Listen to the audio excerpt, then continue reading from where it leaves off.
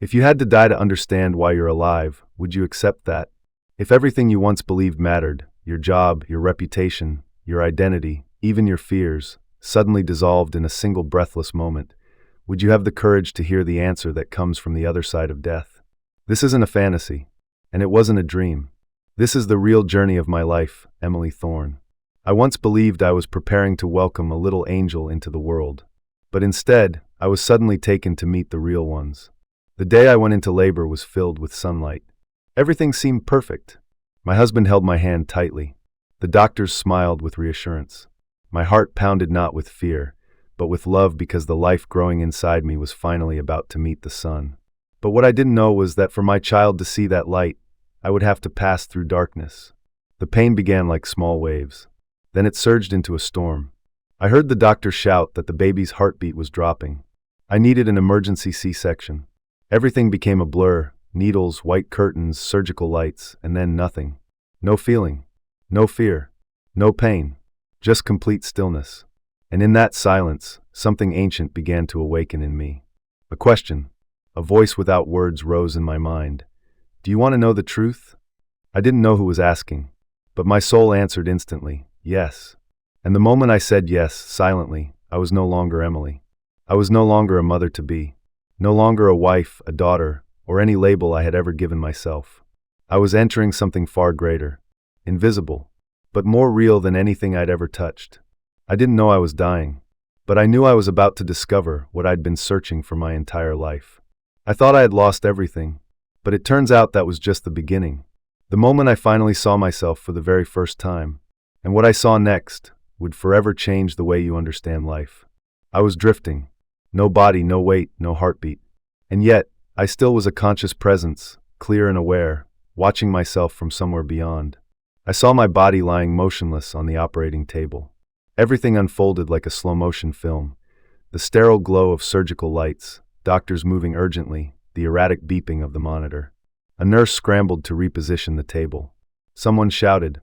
Her heart just stopped, but I didn't panic. On the contrary, I felt a strange peace, as if I had just slipped out of a straitjacket and was breathing for the first time not with lungs, but with my soul. I hovered above the scene, beyond time, beyond place. I tried to look at my hands, but I had no hands. I had no form. I was pure awareness. And in that nothingness, I felt more whole than I ever had with a body. There was no fear, no identity, no thoughts. Only stillness, clarity, presence. Then I heard, or rather felt, a sound. Not with my ears, but with some deep and sacred part of my being. A frequency, a gentle stream like water flowing through a summer night, whispered into me. You are not the body. You never were. You are light, wrapped in form, here to remember what you've forgotten. I didn't understand, but I didn't resist. A soft pull guided me farther from the operating room, through the ceiling, through layers of shimmering space. I passed through darkness, but it didn't frighten me. I entered a realm with no walls, no sky, only light. Light like mist. Light like a lullaby. Light like memory. Memories I didn't know I had, now returning like long-lost pieces of me. I knew this wasn't a dream. In dreams, you don't feel truth so deeply that it no longer needs proving. Here, I didn't need to believe anything. I only needed to remember. And what I was about to remember wouldn't just change me. It could change you. I was no longer Emily Thorne. But what I was about to witness from this nameless realm would answer the greatest question humanity has ever asked. Why are we alive? I was brought into a place that human language could never describe. There was no ground, no sky, yet somehow there was everything. No one stood beside me, yet I felt no loneliness. No voice spoke out loud, yet every question inside me began to melt away like wax meeting fire, making room for something deeper, a feeling more vivid than anything I had ever known. A kind of love that didn't come from anyone, but was the very space I now existed in. It didn't call me by name. It didn't require me to prove anything. It simply knew me. Every quiet thought I'd ever had, every hidden tear, every mistake, every moment of forgiveness. This light saw it all and embraced it. No judgment, no rejection, just love. And then, like a stream flowing into memory, I began to see not with eyes, but with the core of my soul, truth so simple it broke me open. We don't come to earth to succeed, not to become famous, not to be perfect. We come to learn how to love ourselves when we fail, to love others even when they hurt us, To love life even when it falls apart. And that kind of love, love the kind without condition, without expectation, not always soft or easy, is the hardest lesson. But it is also the only reason we return to this world, again and again. I saw my life again, like a film played in reverse. All the little moments I'd forgotten, the look in my mother's eyes when I was 7, the lie I told out of fear, the friend I hurt without realizing. They didn't appear to condemn me, but to help me understand. To show me that in every one of those choices, I was learning to love by colliding with what I didn't yet know. Part of me wanted to cry, but there were no tears. Because a soul doesn't need tears to release, it only needs to remember. And I was remembering that I'd once known this, that I had chosen to forget so I could learn again, that I wasn't just a mother on the edge of death, but a soul in school, learning through the torn pages of my human story. I once thought the greatest question was, why do bad things happen to good people? But now I understand. The better question is, can you keep loving even when it hurts? I thought my lesson was over, but it wasn't. Before I returned, I had to pass through one more place, a place without light. And it was there that I would come to understand the other half of love, the part most people are too afraid to see. I thought I had reached the peak of understanding. I believed the light was the reward at the end of the journey. But I was wrong. Without warning, that radiant realm was torn open by a wave of heavy vibration. There was no sound, yet it felt like the muffled cries of 1,000 souls echoed across an invisible sky. I wasn't falling. I wasn't being dragged. I simply felt myself slipping into a dense, cold mist, as if every ounce of energy in me was slowly being drained. In that place, I couldn't see. I could only feel. I felt the presence of beings without form, without words, but carrying the weight of ancient pain, anger, and sorrow. They didn't touch me, but they were undeniably there. Not demons in the traditional sense, but fragments of memory, unhealed energy, the discarded remnants of emotion that had built up over time. It was as if I were walking through the emotional graveyard of humanity itself. And I began to feel fear. Not fear of being harmed, but fear of the truth. A part of me knew I had contributed to this darkness. Through every moment, I rejected myself. Every time I judged another. Every time I chose numbness, selfishness, or wounded others without seeking healing. None of that disappeared. It had come here, becoming shadow, becoming chill, becoming the bone-deep silence that now surrounded my soul. I wanted to flee. Every part of me wanted out. But then something strange happened. I don't know why, but I did the one thing I hadn't done yet. I forgave. Not with words, but with a quiet acceptance. I acknowledged that I had been afraid. I had made mistakes. I had been small. And I loved that smallness. I sent that love into the darkness like a candle lit in a room with no windows. And something miraculous occurred. The darkness pulled back. It didn't vanish. It simply stepped aside, as if for the first time it had been seen.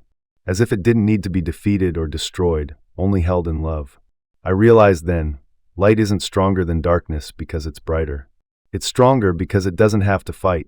Light simply shows up, and in its presence, darkness loses its reason to exist. The lesson wasn't found in the light. It was in bringing the light where no one believed light could go. I thought my journey was over. But the other side had one more thing for me, a choice, a chance, and one final question that would change the course of my entire life. I began to feel myself being lifted as if my entire being, purified by both light and darkness, was becoming lighter, more refined, and more whole than ever before. A part of me thought, this must be the end. I had crossed the threshold between life and death and returned reborn in awareness. I had seen love, forgiveness, and truth. I had remembered who I truly was. So what else could there be? But then, like a gate opening without a sound, I stood before a place that cannot truly be called a place.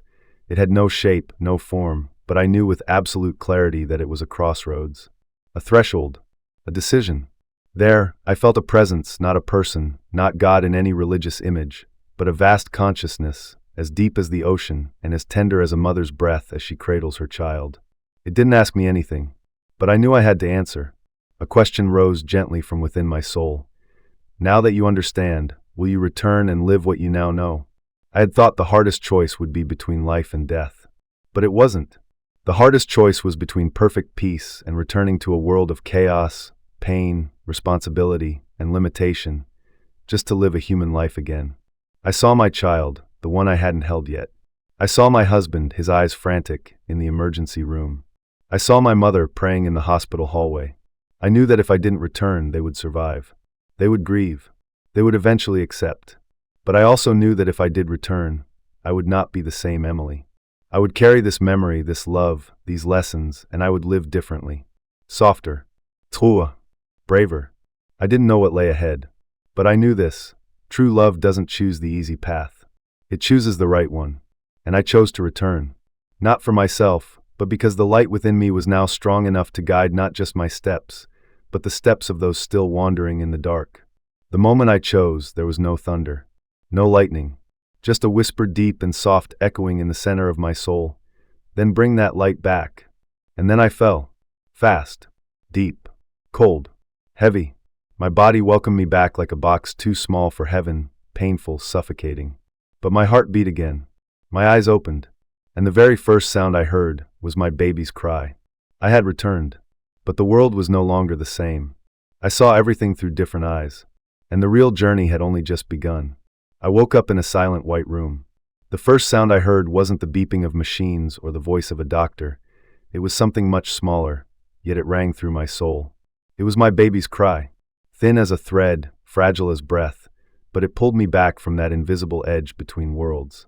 I knew then I had returned. And I was no longer the same. My body was weak. My head was spinning. Every breath felt like a small knife. But deep inside me, the light hadn't gone out. A whisper from that part of me that had crossed into the nameless realm was still saying, "Don't forget." And I made a promise to myself, I wouldn't forget. I couldn't live the old way anymore. I couldn't chase the meaningless, worry about things that didn't matter, or carry silent anger in my heart. Not anymore. Because I had seen what few ever see. I had heard what most will never hear. And I now knew love isn't a choice. It's who we are. I didn't tell anyone. Not because I feared they wouldn't believe me, but because I understood what is truly sacred doesn't need to be proven. I didn't come back to preach, or to be famous, or to wear the badge of someone who died and came back. I returned to live fully, honestly. To live as someone grateful for every breath.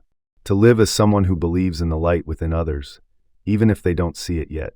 To live as someone who has stood in the presence of unconditional love and can never turn away from it.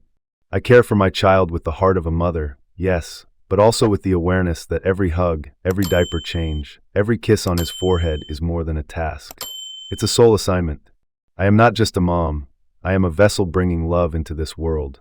Every tender gesture is a message to that small heart. You are here for a reason. And so am I. I'm no longer afraid of death. I've seen that it isn't the end. It's a door. But I don't wish to reach it early either. Because I chose to return. And as long as there's breath in me, I will use it to love. Do you remember the question I asked at the beginning of this video? If you had to die to discover why you're alive, would you accept it?